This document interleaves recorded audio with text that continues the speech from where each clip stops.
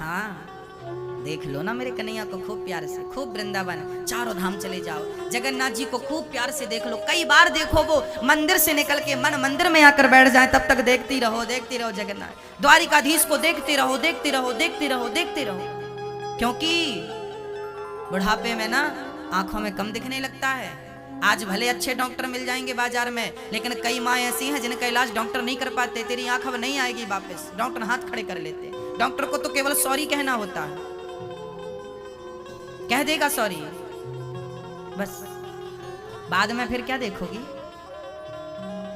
इसलिए अभी समय अच्छा है आपका, कर लो सदुपयोग, हर प्रकार से सदुपयोग कर लीजिए, नहीं तो बाद में पश्चाताप के सिवा कुछ नहीं, कुछ नहीं, कुछ नहीं। ये अवसर जो आज मिला है ना मेरी माँ, कल मिलेगा इसका भरोसा नहीं है, हाँ या ना। ये जो वक्त है आज बढ़िया है, कल का भरोसा मत करना। कि मान मेरा कहना नहीं तो पछताएगा, ये मिट्टी का खिलौना मिट्टी में मिल जाएगा। मान मेरा कहना नहीं तो पछताएगा, मान मेरा कहना नहीं तो पछताएगा। मिट्टी का खिलौना मिट्टी में मिल जाएगा। मान मेरा कहना नहीं तो पछताएगा, मिट्टी का खिलौना मिट्टी में मिल जाएगा। हाँ जी, मान मेरा कहना नहीं तो पछताएगा, मिट्टी का खिलौना मिट्टी में मिल जाएगा। मान मेरा कहना नहीं तो पछताएगा, मिट्टी का खिलौना मिट्टी में मिल जाएगा।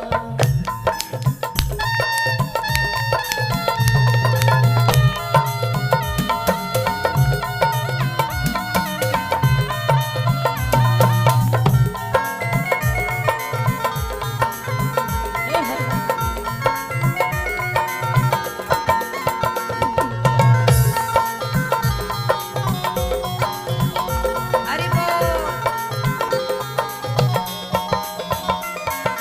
बेटा बेटा क्या करता है, बेटा बेटा क्या करता है। आप कहते हैं ना महाराज जी हमारा बेटा अच्छा है, हमारी सेवा करेगा, क्या करेगा वो जरा सुनिएगा। आपके बेटे के बारे में बोल रहा हूँ। बेटा बेटा क्या करता है, बेटा बेटा क्या करता है। बेटा तेरा एक दिन पड़ोसी बन जाएगा, बेटा तेरा एक एक दिन पड़ोसी बन जाएगा। मिट्टी का खिलौना मिट्टी में मिल जाएगा। मान मेरा कहना नहीं तो पछताएगा, मिट्टी का खिलौना मिट्टी में। हरि बोल।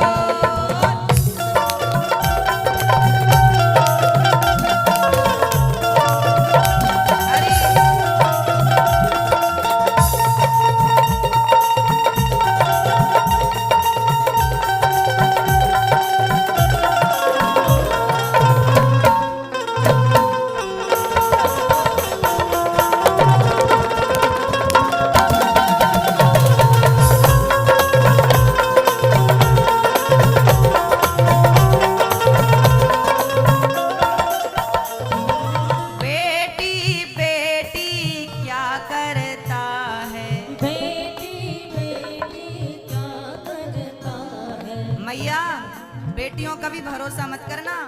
आप ये कहती हो मेरा बेटा नहीं तो बेटी तो है। बेटी बेटी क्या करता है, बेटी बेटी क्या करता है। बेटी तेरी एक दिन जमाई ले जाएगा, बेटी तेरी एक दिन जमाई ले जाएगा। मिट्टी का खिलौना मिट्टी में मिल जाएगा।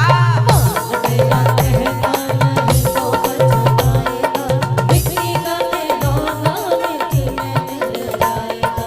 पड़ोसी पड़ोसी क्या करता है, पड़ोसी पड़ोसी क्या करता है। यदि आप कहो कि तुम्हारे पड़ोसी अच्छे हैं तो पड़ोसियों का भी क्या हाल होगा जरा सुनिएगा। पड़ोसी पड़ोसी क्या करता है, पड़ोसी पड़ोसी क्या करता है, पड़ोसी तो एक दिन जला के चला आएगा, पड़ोसी तो एक दिन जला के चला आएगा। मिट्टी का खिलौना मिट्टी में मिल जाएगा। मेरा कहना नहीं तो बच जाएगा, मिट्टी का खिलौना मिट्टी में मिल जाएगा। धन दौलत तेरे कोठी बंगले, धन दौलत तेरे कोठी बंगले, इनसे ममता छोड़ दे पगले, इनसे ममता छोड़ दे पगले। सब कुछ तेरा, सब कुछ तेरा यहीं पे रह जाएगा, सब कुछ तेरा यहीं पे रह जाएगा। मिट्टी का खिलौना मिट्टी में मिल जाएगा। मेरा कहना नहीं तो बच जाएगा, मिट्टी का खिलौना मिट्टी में मिल जाएगा। मनुष्य जन्म तूने पाया रे बंदे, मनुष्य जन्म तूने पाया रे बंदे, कर्म न कर तू जग में गंदे, कर्म न कर तू जग में गंदे।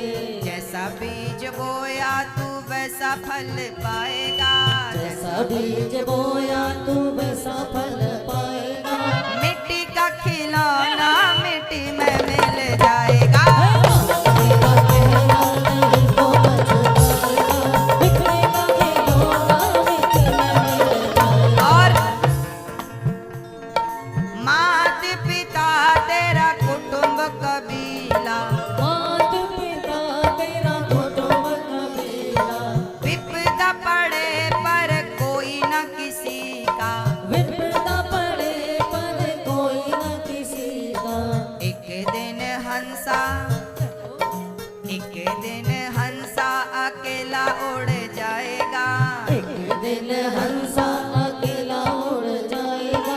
मिट्टी का खिलौना मिट्टी में मिल जाएगा। मेरा कहना नहीं तो बच जाएगा, मिट्टी का खिलौना मिट्टी में मिल जाएगा। आजी मान मेरा कहना नहीं तो बच जाएगा, मिट्टी का खिलौना मिट्टी में मिल जाएगा। ओ मिट्टी का खिलौना मिट्टी में मिल जाएगा। मिट्टी का खिलौना मिट्टी में मिल जाएगा।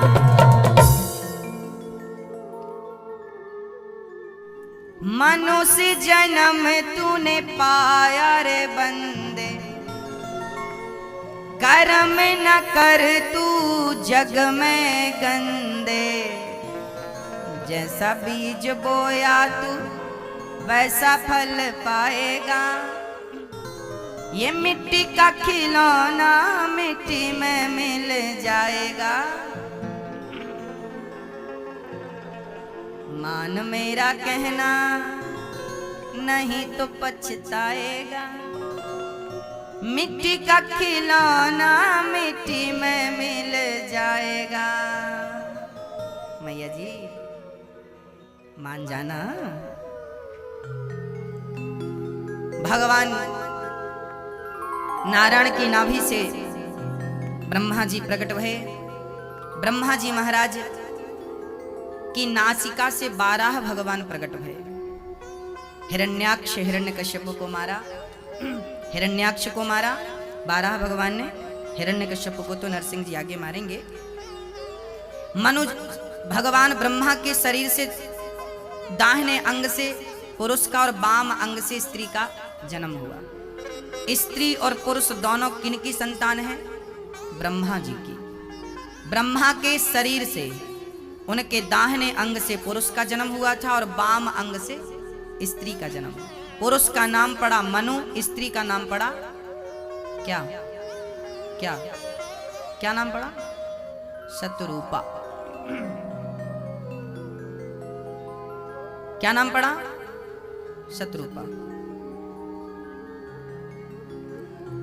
मनु और शतरूपा की 5 संतानें भई। 3 बेटियां, 2 बेटे। इस संसार में सबसे पहले स्त्री का जन्म हुआ था, पुरुष का बाद में। पहली स्त्री का नाम था आकुति।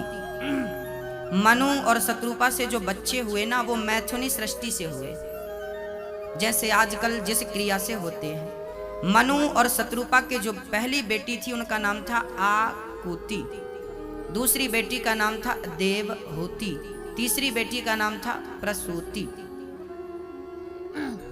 आकुति का विवाह रुचि प्रजापति से हुआ, देवहूति का विवाह श्री करदम जी से हुआ। करदम जी ब्रह्मा जी के छाया पुत्र थे, बड़ी तपस्या करते थे। एक दिन करदम जी के पास मनु जी, शत्रुपा जी अपनी बेटी को लेकर आई। महाराज, आप योग्य वर हैं, मेरी बेटी से विवाह कर लीजिए। पहले के माता पिता अपनी बेटी को ना लड़का कैसे ढूंढती थी? योग्य लड़का, जो भक्ति, पूजा पाठ, जो भगवान से जुड़ा हो, जो धर्म से जुड़ा हो, ऐसा बेटा ढूंढती थी। और आजकल के माँ बाप ऐसा ढूंढते हैं, कैसा भी हो, बस पैसा होना चाहिए बहुत उसके पास, कैसा भी हो।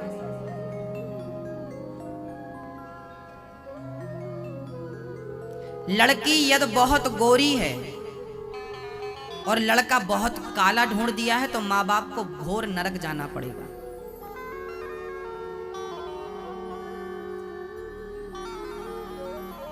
ये बात हम नहीं कह रहे हैं, पद्म पुराण में लिखा। शास्त्र कहते हैं कि लड़की आपकी सुंदर है, दिखने में अच्छी है, तो लड़की के योग्य का वर भी होना चाहिए, उसी प्रकार का हो। जो आपकी लड़की सुंदर दिख रही है तो लड़का भी थोड़ा सुंदर हो, ताकि माँ बाप तो शादी करके बाजू हो जाएंगे, उनको जीवन गुजारना है ना, तो कहीं लड़की को ये ना लगे कि यार मेरा पति सबके सामने खड़े करने लायक नहीं है। कई बार पैसों के लालच में माँ बाप लड़की को कहीं भी दे देते हैं, पैसा होना चाहिए, कहीं भी दे दिया, कहीं भी दे दिया, पाप लगे गए से माँ बाप घोर नरक जाते हैं।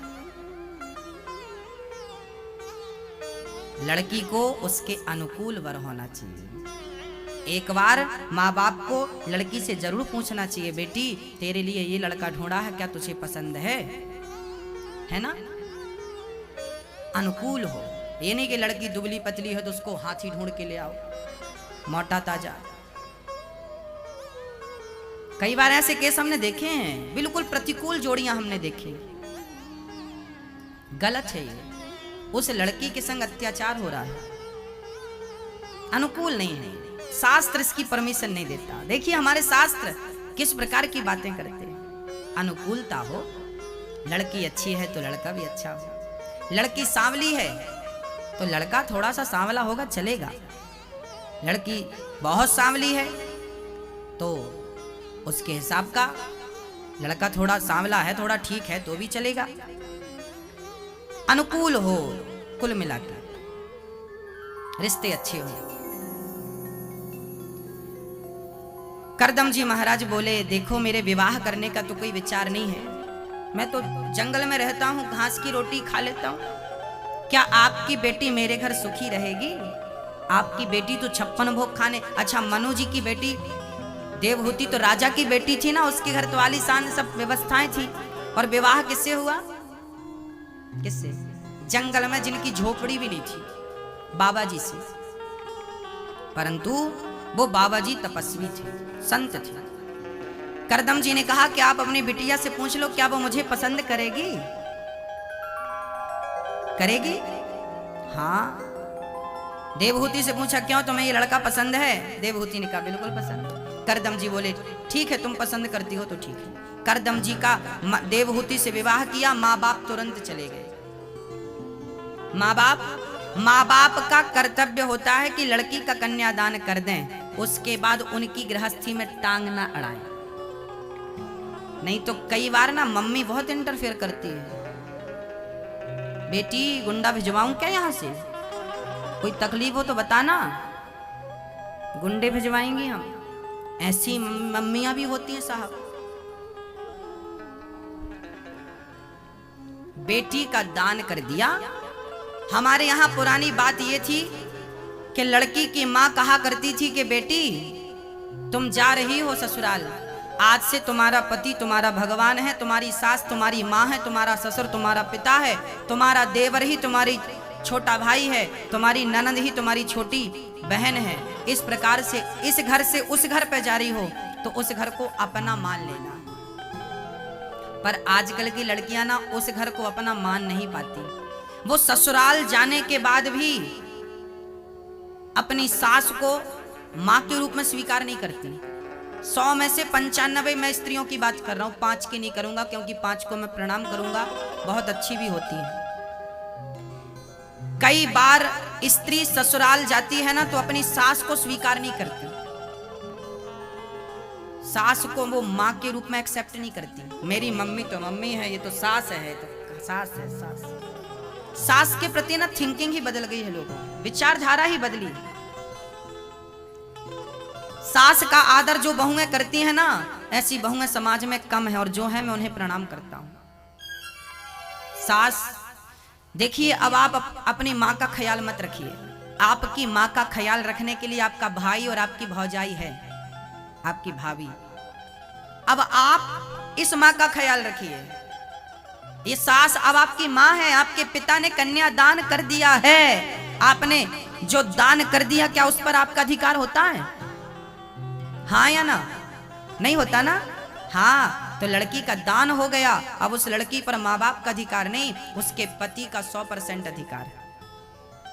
आपके पति की आज्ञा का पालन करना ही शास्त्र का सिद्धांत नियम है। अब आप ना करें तो फिर मनमुखी, आजकल तो लोग कानून का भी पालन नहीं करते, तो उनको क्या कहा जाए? नहीं करने वालों के लिए कोई बात नहीं, करने वालों के लिए सारे नियम है ना। इसलिए करना चाहिए। पति भगवान है, सास मां है, ससुर पिता है। इस प्रकार गृहस्थी हो, अनुकूल हो, शुद्ध वातावरण हो। सास को भी थोड़ा सा धैर्य रखना चाहिए। कई बार सासें भी सांस नहीं लेने देती, उनको ऐसा लगता कि ये बहू नहीं, घर की नौकरानी है। आजकल तो फिर भी ठीक हो गया, आज के 20 साल पहले नारियों के ऊपर अत्याचार तो हुआ है, ये बात तो मैं मानता हूं। स्त्री जात के ऊपर अत्याचार तो हुआ। पहले का आदमी ना स्त्री को पांव की जूती से ज्यादा कुछ समझता ही नहीं था। अब तो फिर भी थोड़ा आदमी जाग गया है तो ठीक बातें होने लगी है। पहले के जमाने में औरत को पांव की जूती ही माना जाता था। लंबा घूंघट डाले रहो, गर्मी है तो भी साड़ी ओढ़े रहो, पसीना है तो भी ओढ़े रहो, और वो किचन में ही बैठे रहो। घर भी पहले के अलग प्रकार के हुआ करते थे, पंखा तक तो हुआ नहीं करता था। बड़ा अत्याचार सहा है नारियों ने।